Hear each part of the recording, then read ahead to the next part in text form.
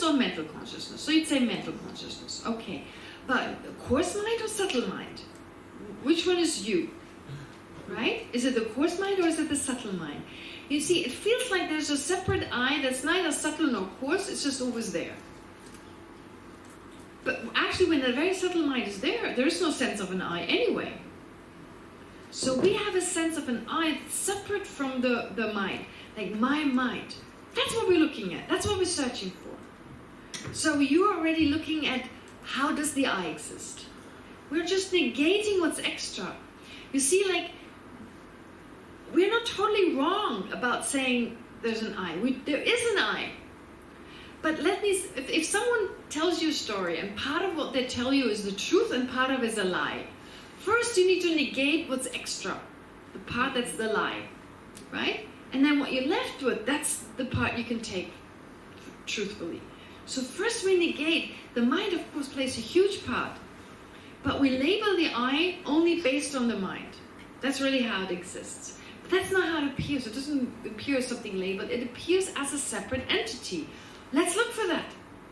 Let's not leave that point aside, because it's like saying, okay, but the mind is not that. That's like saying there's a snake in the house, but don't worry, there's no tree outside, right? So let's look at the snake. We're really concerned with the particular I, as she also kind of asked in a similar way, like the I, there's the sense of like the I is separate. When you insult, when I feel insulted, it doesn't feel my mind is insulted.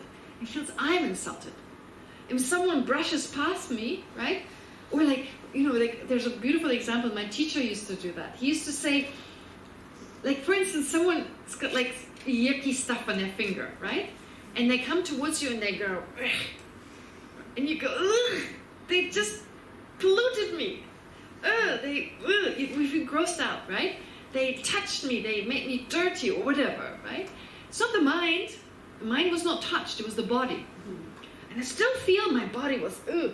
But in actuality, there's just a little bit of cell, some cells here, right? The other person, it was just a little bit of his finger, touched this one. And there just happened to be some yucky stuff in between. How am I make a whole story out of it? Ooh, right? It's like my mind exaggerates now. It creates this existence. I've been polluted. Just a little bit of my, right? So really, if you really analyze it, every situation, I feel, another way of putting it, I feel like violated. Okay, let's put it that way. I've been violated, right? It feels like really violated. It feels disgusting. And they did it with like a dirty expression or like a nasty expression on their face. But if I check what has been violated, what feels to be violated, when I look for that, it starts disappearing. It's like pixels, right? You look at it from afar and you're like, yeah, violation, I was hurt.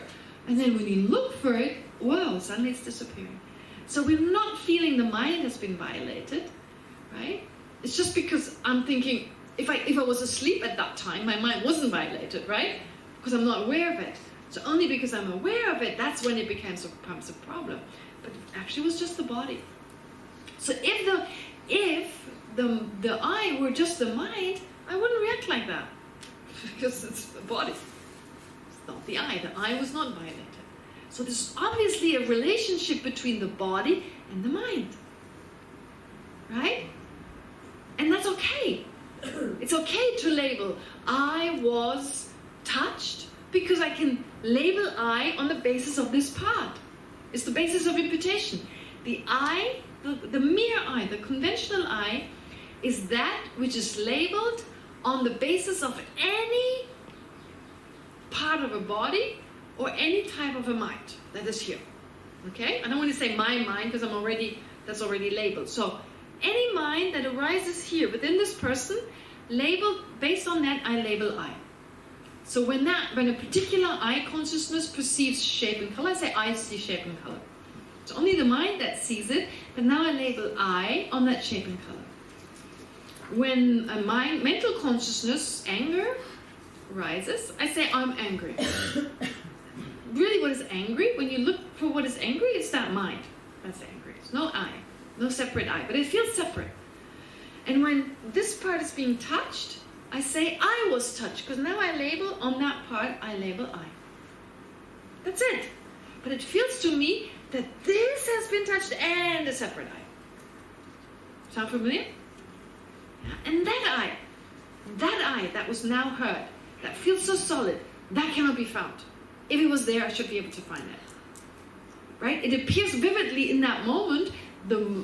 If it really existed as vividly as it appears, it should become clearer the more I look for it. Right? If I see like in the phone over there, right? Like not really looking for it, I see a phone. If there were a phone, if I really look, it should become clearer. The closer I move, the clearer the phone should be, right? Would you agree? So likewise, if I feel I was hurt, okay, right now there was a sense I was hurt, and out of that I punched the other person. Out of that sense, right? So, therefore, let's look for that I. It should become clearer. As I look for it, it should become clearer. It was already clear in that moment. Can only become clearer if it's there. If as a result of looking for it, it doesn't become clear, it starts disappearing, so then maybe it wasn't there. So the sense of that I, that motivated me to punish the other person, whoops, I punished them, punched. I punched them, I resented them, I hated them, I did whatever to them, out of an exaggerated notion, out of an imagined I that was hurt. Okay? That's my problem. That's our problem, because when there's anything like, because we have an attachment, we are attached. First we create an I that is more real than it is, then we grow attached to it, and we attach to its happiness and its well-being, and then you don't dare, we have a feeling, do not dare to touch it, do not dare to harm me. Yeah? And resentment arises, like that's what we're trying to say.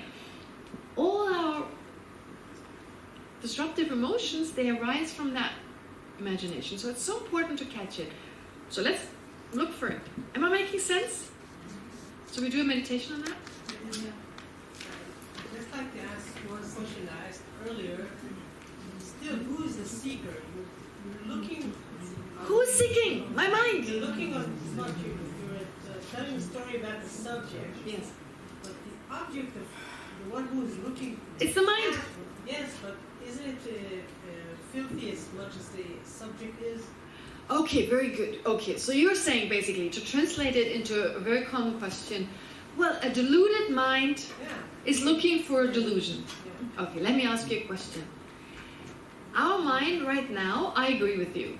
It is a limited mind that is now, you use a limited mind to then reach a mind that is purified of these mistakes. So a mistaken mind itself is used to overcome these mistakes to then eventually have an enlightened mind, right? And she's basically saying, how's that possible?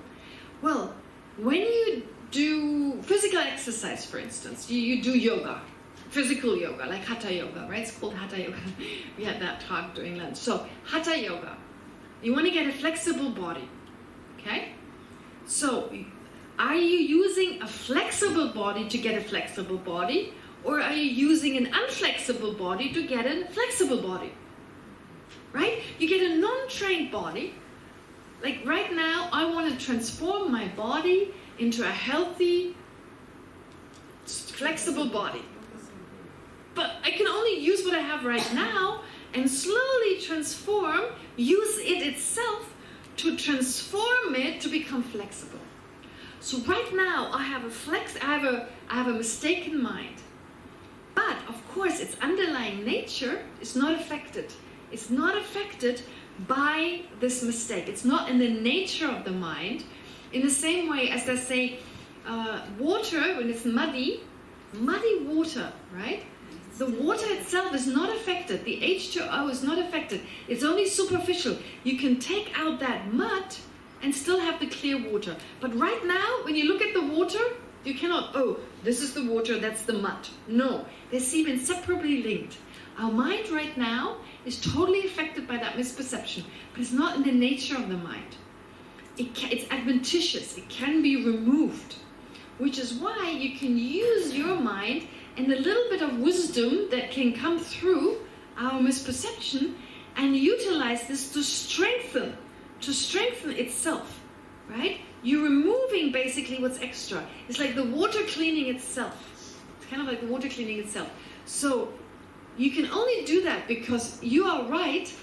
If it was in the nature of our mind to be mistaken, you could never get out of it.